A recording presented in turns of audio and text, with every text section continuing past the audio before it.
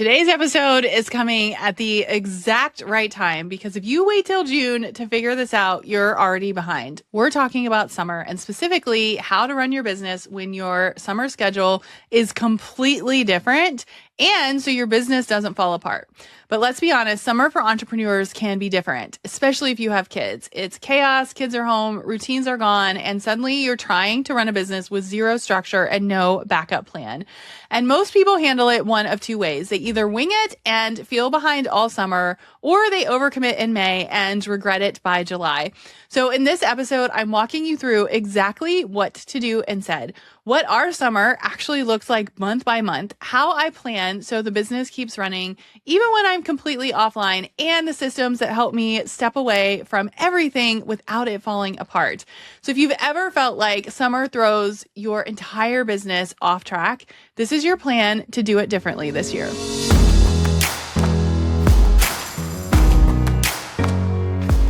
Welcome back to the Crush the Rush podcast.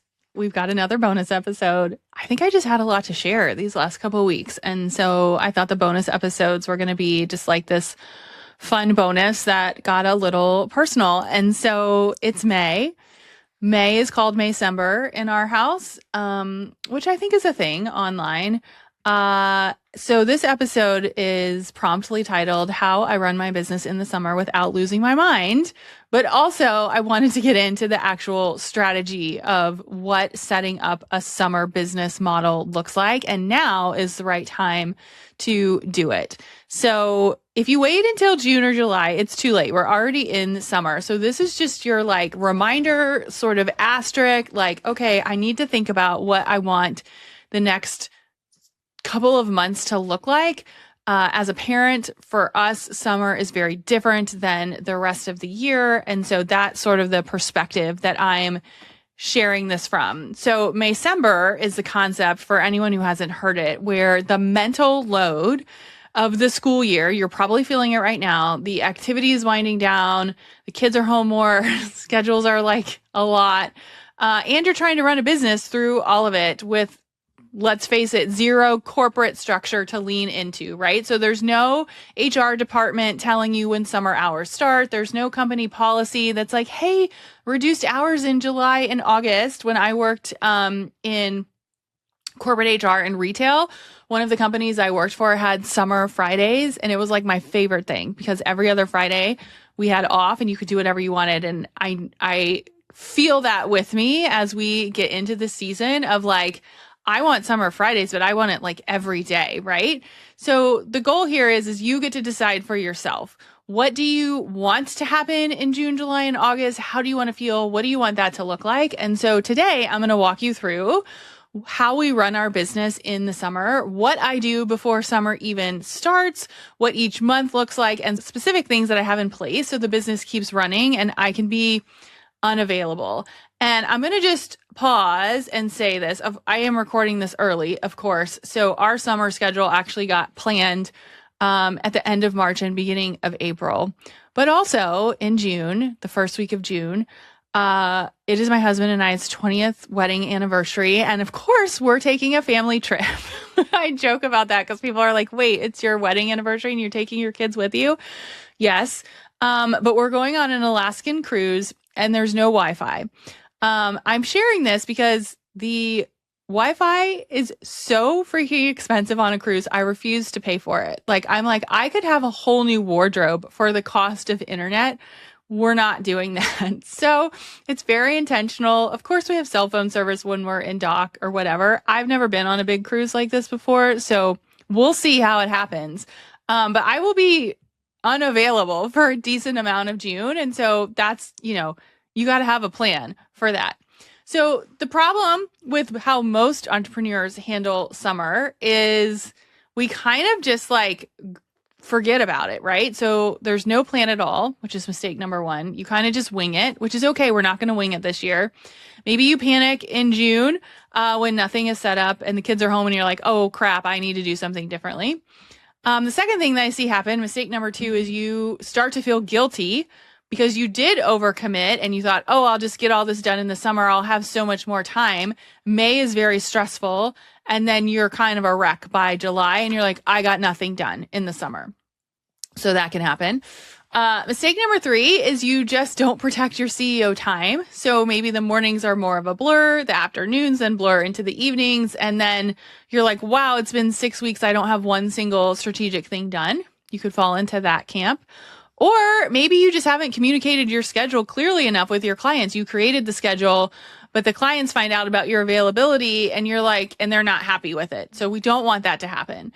I'm curious if you're listening, are you like raising your hand for any of these? I have done all of them. I think the thing that happens to me the most is I'm very good at communicating, I think.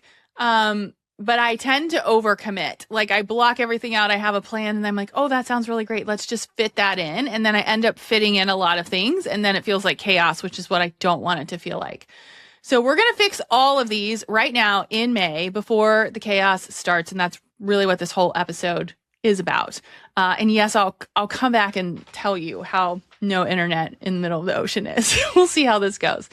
Okay, so here's what our summer actually looks like month by month. I want to give you like the real version, not the aspirational version. Like this is what's happening so far. So first things first, I have 12-year-old twin daughters. If you're new here, you probably know that. I feel like we talk about that quite a bit, but they're home all summer. So we don't really like do daycare or camps or anything like that. Like my husband and I both work from home, so they're home and we sort of just make it work, which is a lot of communication. They do have a couple of camps and things, but it's really like maybe 2 weeks out of the whole summer. So my schedule has to flex a lot around them, not the other way around. And so here's what that looks like. June is mostly off. I talked about the cruise for a minute. It is our 20th wedding anniversary. I want to be present. I want to fully unplug. This was not an accident. We made the decision on purpose.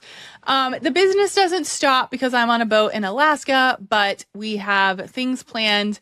I do have a team that helps me. We're small but mighty, and my clients know when I'm available and when I'm not. A lot of times when I go on vacation for like a week, I just will tell my clients that I'm not available. Here's who can help you kind of thing. And my team steps in. If it's longer than a week, I will communicate certain specific times when I'm online to answer questions so that they don't see a gap, in the coverage. One of my favorite strategies with vacation is to go midweek because I can do like a co-op call or a Q&A on Monday. We leave for vacation on Wednesday. I can have a team member follow in the next Monday, and then it doesn't really feel like I've been gone 2 weeks, even though I have. So that's sort of how we set things up. I set everything up in April and May for June.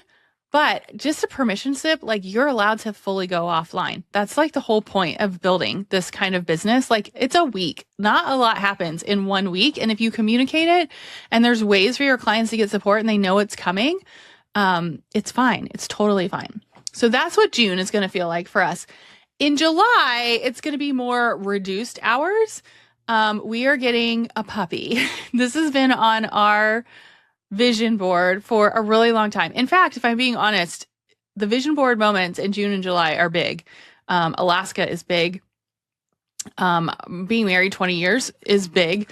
And we're getting a puppy. We're getting a golden retriever. I think I know the name. I'm not going to share it yet because I don't think my girls are convinced. But she arrives the first week of June, we think. So we're coming back from vacation and then I feel like our whole world's going to get turned upside down. I am convinced that this dog is going to be the most well-behaved dog that we have ever had. We've had a golden retriever before. I am deep into reading all about dog training. Like I want this dog to be just like the best sidekick, most well-behaved thing that's ever existed. So that might be asking too much, but that's what July looks like. So I know that my schedule is going to be different. I also know that I'm going to be getting up early. So here's what's happening. My summer work schedule in July is mostly 6 a.m. to 10 a.m. And when I say 6 a.m., don't panic. I go to bed really early, but also you don't have to do 6 a.m. Pick a time that works for you. Here's why it works for us. I know we're going to have a puppy, so I'm not going to be sleeping in, really. My girls are in their preteen phase and they do sleep in for the most part. So I know I can get a lot done in 4 hours, 6 to 10 a.m. I might not work the whole time, But that's a lot of time. That's a lot of focus time. I can do client calls from 9 to 10. I can get my work done from 6 to 9. And so that way afternoons are completely off. And if I'm being honest, we live in Ohio. And so we don't get a ton of sunny days all year. And if it is sunny, I will be at the pool or walking the dog. So I'm focusing July on, we're going to be super strategic in the morning. We don't have any like big sales or anything planned except for holidays. Holidays is our annual holiday sale. I have a whole podcast on why we created our own holiday. It is coming in July, and that will happen in July, but nothing new, no new offers, no new projects. I've mentioned we're making a lot of changes to some of our programs. The goal is that that's all done by July. So the fun part is that holidays is our annual sale. That's where our income will come from July. And it runs mostly on email. So it's super fun. It's super intentional. It runs without social media. And I'm going to be walking the dog and sitting at the pool. That's my goal.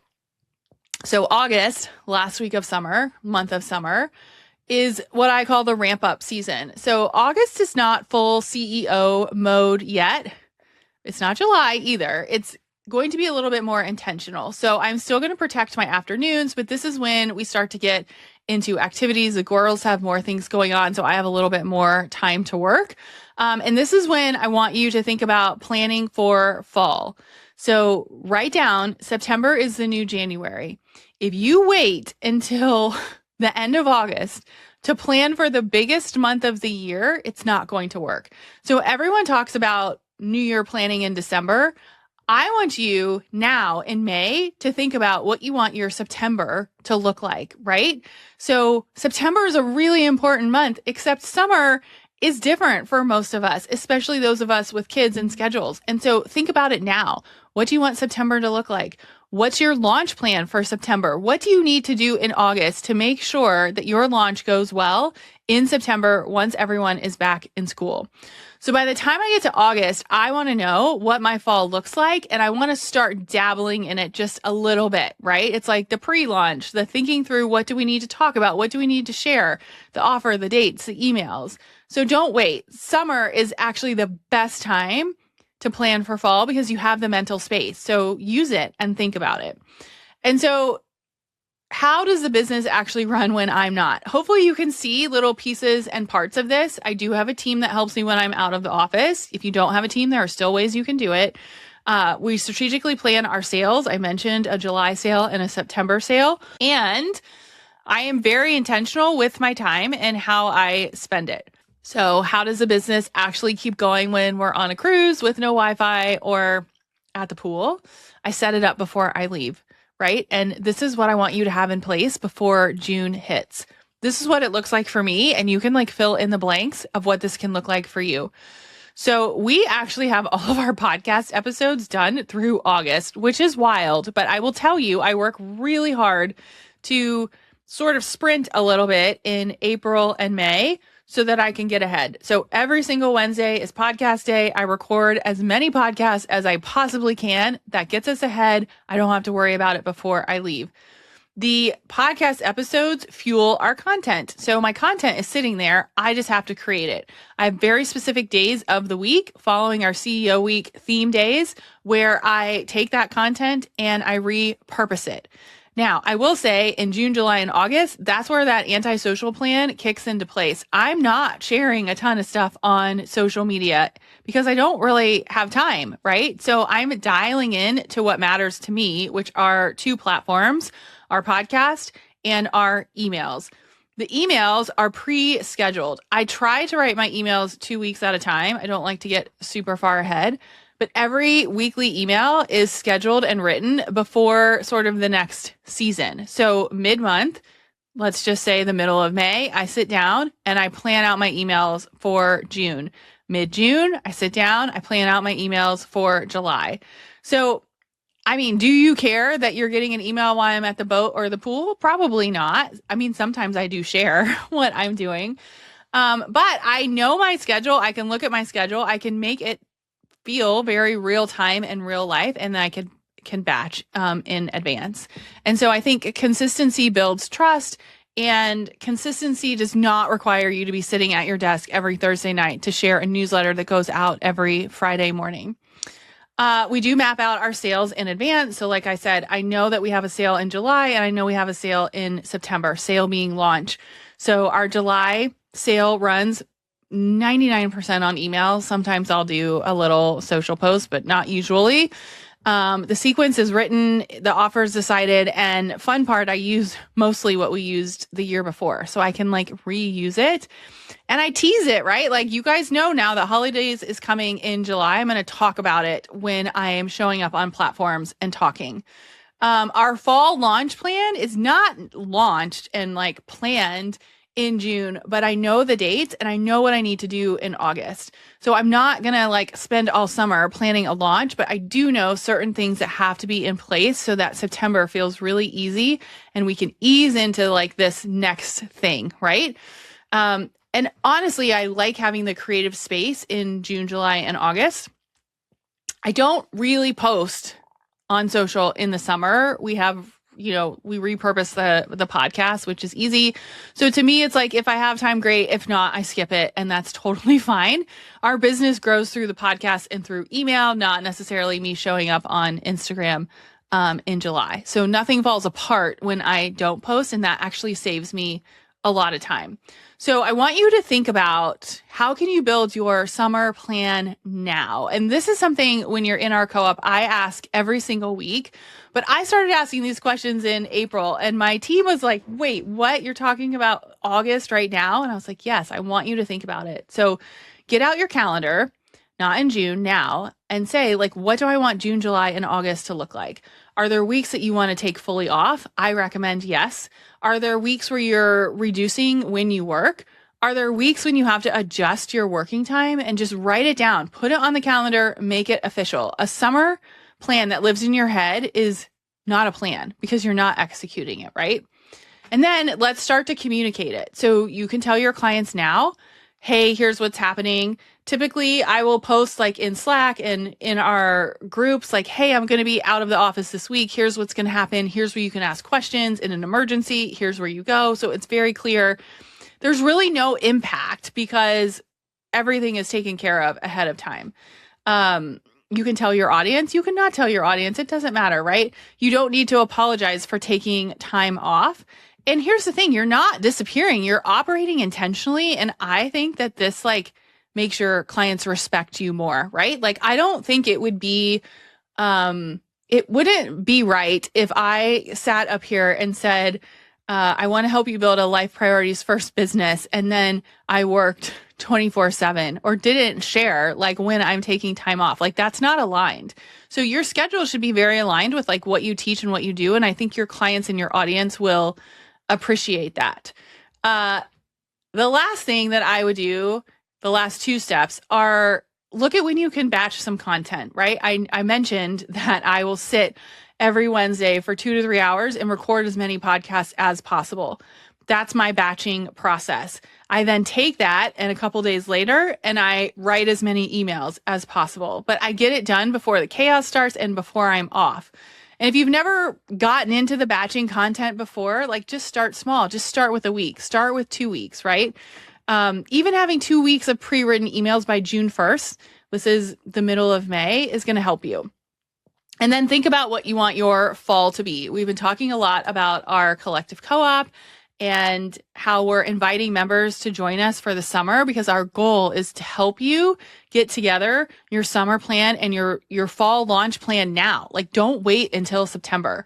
So in September, your audience is going to come back from the summer ready to invest, ready to start fresh, and ready to say yes. But we have to think about that now because we don't want to waste all summer. And then the time when all of our kids are going back to school, our schedule is crazy, and we're supposed to be launching, we don't have a plan, we're going to feel overwhelmed. Even just a one-page outline is going to get you further than not thinking about it. And then finally, protect your CEO time like it's a client meeting, right? So I mentioned in July, my CEO hours are 6 a.m. to 10 a.m. That's like a non-negotiable. Maybe it's 7 to 11, whatever. But I know this time it's time for me to work on my business. At 10 a.m., I am back to a mom and a person who needs vitamin D and sunshine and hopefully training a very well-behaved puppy, which I will definitely share. But decide what your protected hours are and then protect them. And then ask yourself, like, what would it feel like to work 2 to 4 focused hours a day and actually stop? That's what I want you to sit with, because to me, that's the summer energy. That's the energy that I want you to take with you this next season. And then finally, as a bonus, give yourself a made-up holiday. It's so fun to run a holidays sale. Obviously, yours is not going to be called holidays, but we have so many resources on our website. Just search holidays. We have a full episode on planning your own sale. And there's a reason that Amazon and Target and all the big businesses do it in July. So I say, why can't you, right? The sale runs on email while you're out actually having fun and living your life. So you don't need a big launch to make more money this summer. You just need a really simple, smart, intentional plan, which is what we talk about here. So here's what I want you to take from this episode. Summer is not a threat to your business, but a lack of planning is. And the entrepreneurs who panic in June are the ones who didn't decide anything in May, and that's not going to be you. You have time right now to map out your summer, to batch your content, to plan your fall, and give yourself actual afternoons off if you just slow down and answer a few questions that we went through today. And this is honestly what that like life first business in practice looks like. It's not perfect. It's not always graceful. And sometimes it is waking up at 6 a.m. before the house wakes up, but it works and you're going to be rewarded. I'm definitely going to give you an update on the puppy on our next personal bonus episode, as well as no Wi-Fi in Alaska. Both are goals and I'm excited for it. But if you want a business that runs this way all year round, I encourage you to check out our collective co-op or our anti-social programs. They're both in place to help you build the systems and routines around this. And I can't wait to see what you come up with this summer.